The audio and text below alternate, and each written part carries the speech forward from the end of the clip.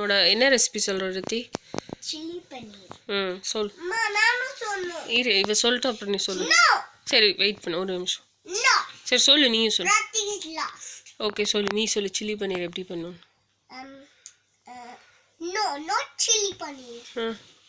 தமிழ்ல சொன்னாதான். Spaghetti mix பண்ணனும். அப்புறம் powder sprinkle பண்ணனும்.